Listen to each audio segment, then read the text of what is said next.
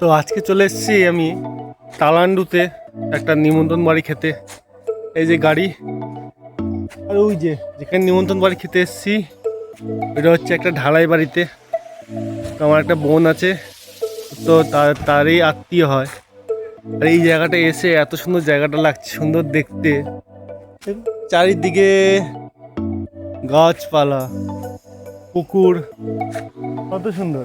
এই যে এদিকটা একটা পুকুর আছে, চলো পুকুরটা দেখছি।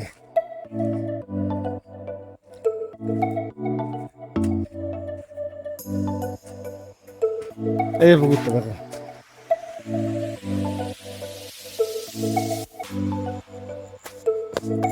কত সুন্দর পুকুরটা না, দারুণ সুন্দর, পরিষ্কার পরিচ্ছন্ন।